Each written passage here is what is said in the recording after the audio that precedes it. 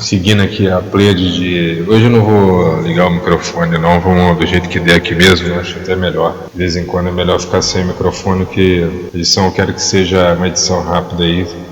Se pegarmos aqui no capítulo 3, e adivinha que autor que temos hoje? Estamos aqui com Bombavec, a teoria da exploração do socialismo e comunismo.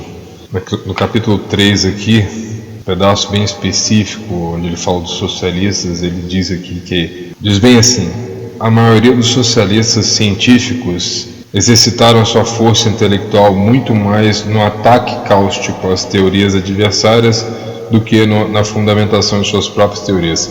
Em algum momento dos meus vídeos eu disse isso também, mesmo sem ler, sem ter lido, sem nunca ter conhecido o material do Bombavec, antagonista dos socialistas aí de longa data, odiado pela esquerda, excluído das universidades. Então, assim, muito interessante essa visão do Bombavec, excelente achado de suas teorias, um grande autor, e possivelmente eu vou trazer muito mais coisas sobre ele. E aí, claro, ele continua falando de Proudhon e tantos outros aí também que defenderam o socialismo de alguma maneira. E em uma determinada parte, falando de Proudhon, ele distingue muito pouco do esquema geral inicial da teoria da exploração. E aí, mais adiante, para começar, Proudhon considerava que certo que o trabalho cria todo o valor, na cabeça de Proudhon. Por isso, o trabalhador tem um direito natural de propriedade do seu produto integral. Mas todo mundo sabe que o trabalho não cria o valor. E agora eu falando. O trabalho não cria o valor, o que cria o valor é a necessidade. Então, por exemplo, se num deserto, por exemplo, a água, por exemplo, tem um valor altíssimo, pode chegar a ter um valor altíssimo.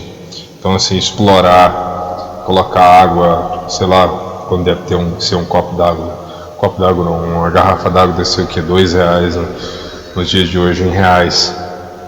No deserto ela pode valer 20, ela pode valer 100, ela pode valer 200, vai depender da sede da pessoa. Então, assim, não é o valor agregado, não é tempo de serviço, que esse tempo de serviço seria muito difícil quantificar, porque eu ia imaginar que o trabalhador, principalmente hoje em dia, né, vamos imaginar uma situação real, ele pode acelerar, como ele não é uma máquina, seu esforço, além de ter limitações, ele também oscila entre o lento, o médio e o rápido, sabe? Então é impossível ter do estado do trabalhador a mesma velocidade de uma máquina, por exemplo, sabe? Então por isso que se um valor dele é X, né, num dia, e aí principalmente se ele não receber daquele dia, por exemplo, ele pode, sei lá, ou desde faltar ou desempenhar a atividade sem interesse, etc. Agora, adicione isso daí também a falta de motivação, você pode adicionar isso aí, o salário baixo. O salário baixo é um dos aspectos que pode levar o trabalhador ou não acelerar ou desacelerar o serviço. Então, media-se uma constância dentro do serviço e pagar esse trabalhador, a não ser que ele receba por hora, né? Agora, nos países que o trabalhador não recebe por hora, existe um acordo, né? Então, assim, existe um acordo entre o empregador e o trabalhador, sabe? Eu tenho tanto que eu posso dar. Tá tudo ok? Porque do outro lado tem um desemprego, tem um exército, o próprio Marx falou, de pessoas desempregadas e tal. Então, assim, se existe esse valor e se existe um contrato, esse contrato assinado, independente, aí vai ficar aquela confiança do empregado que aquele funcionário vai atender às necessidades, e aquela confiança da parte do funcionário, do empregador, que o funcionário vai atender as necessidades, e o do funcionário, que o empregador vai cumprir o valor combinado no final do mês. Mas aí quando o valor combinado vem no final do mês, certo? Então, quer dizer, independente da venda há uma perda para o lado do contratante, porque ele pode não vender nada aquele mês e ainda assim ter que pagar o trabalhador. Então assim, ambos fazem uma escolha de risco, né? Um por risco de não vender nada e ainda assim ter que pagar os funcionários, e o funcionário com aquele acordo de não receber tanto que de repente ele gostaria de receber. Então assim, dá para ficar especulando em cima disso, assim, ad eternum praticamente. Mas voltando aqui, preocupando apenas com o Proudhon aqui, mais um pouco adiante, no contrato de salário, acabei de dizer, ele cede esse direito ao dono do capital em troca de um salário pelo trabalho, salário este que é menor do que o produto cedido. Isso, Bombaveck falando a respeito de Proudhon. Continua. Com isso, ele é logrado, um pouco mais adiante, uma vez que, não conhecendo o direito natural, não sabe a magnitude da concessão, nesse sentido, o contrato proprietário afirma com ele. Este último se utiliza de engano, da surpresa, para não dizer mesmo que pratica dolo e fraude. Seguindo uma visão muito pessimista, mas aí falando Proudhon. E vamos ver agora a questão, parece que ainda em Proudhon, é o seguinte, aí continua. Acontece assim que hoje em dia o trabalhador não consegue comprar o seu próprio produto. Isso aí até agora é uma visão marxista. Continua. No mercado, seu produto custa mais do que a quantia que ele recebeu como salário. Depois eu vou vir com a minha opinião aqui. Custa mais em função da soma de toda a sorte de ganhos ligados ao direito de propriedade que agora, sob as diversas denominações, tais como lucro, juro, interesse, arrendamento, dízimo, etc. Eu vou fazer um comentário sobre isso. É o seguinte: vamos imaginar que esse produto agora seja um produto perecível. Então eu estou pagando lá meus funcionários por mês, todo mês, X quantia, e ele usa o espaço, usa ali, vende, mas ele tem se ele vender ou não vender, o valor é fixo para ele no final do mês. Isso é um acordo antecipado.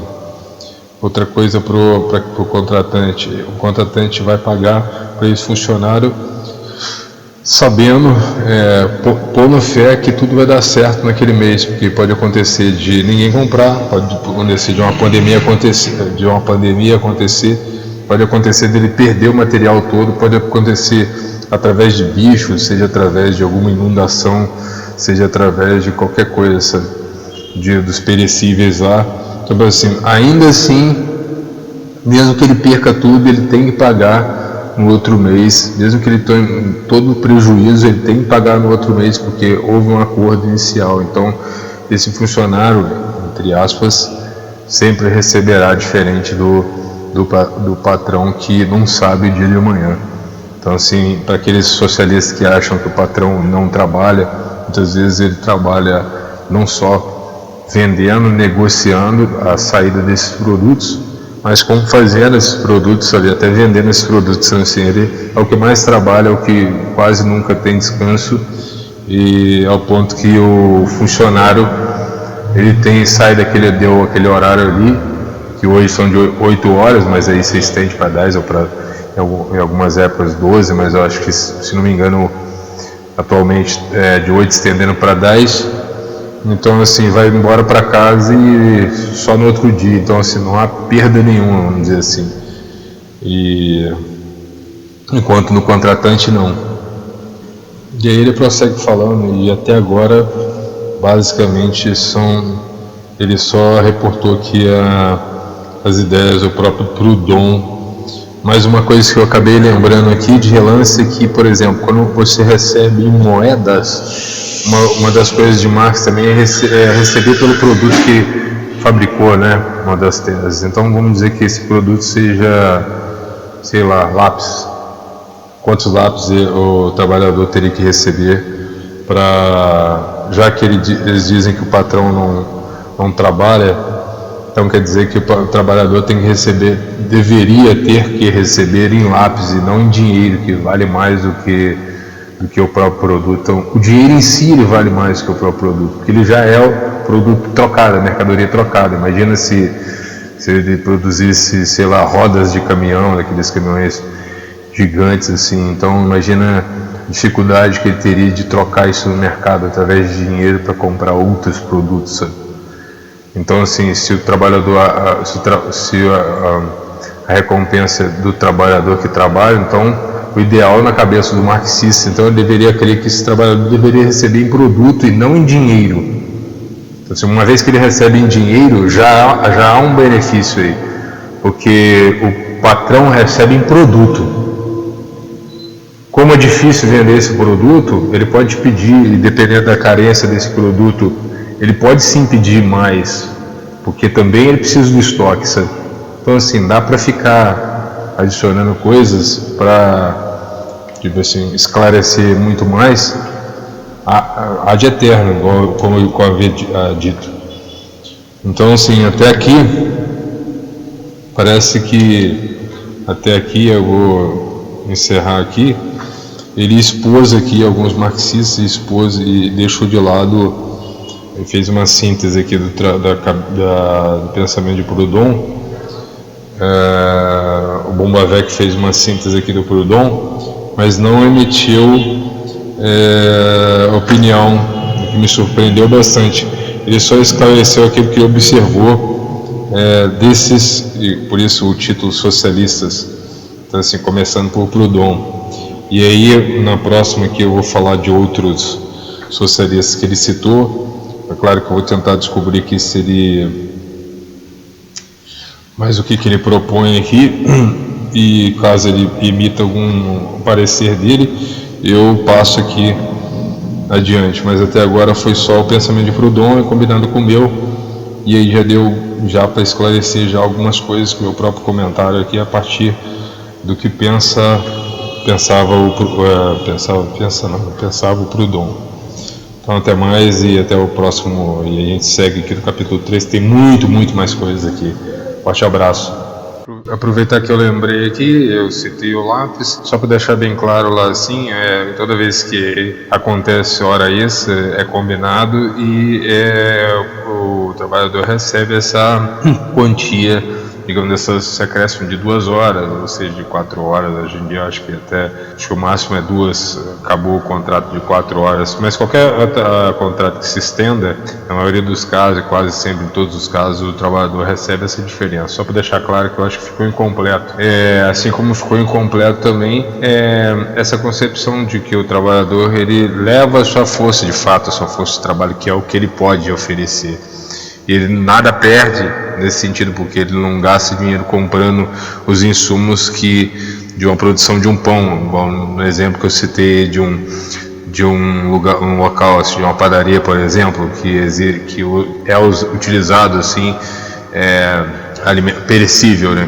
Mas aí outra coisa que eu acho que é o fundamental de hoje em dia, não se observa, talvez muito pouco na época de Marx, a questão do mercado externo, sabe? Mercado interno e mercado externo, sabe? Então, se o produto acontece um dano na safra, por exemplo, o produto sobe o preço, então, por exemplo, esse contratante ele vai ter que pagar o mesmo salário, o salário mantém no funcionário, mas ao mesmo tempo ele tem que pagar mais caro o preço da farinha, sabe? E esse preço da farinha mais caro não reduz o salário do empregado, sabe? O empregado continua recebendo a mesma coisa, mas reduz o custo sim do empregador, sabe? Então, assim, só para acrescentar mais um detalhe assim. Então, e daí por diante, os exemplos aqui não faltam assim. Então, bem observado aqui. Recomendo muito Bombavec. Até a próxima e boa noite.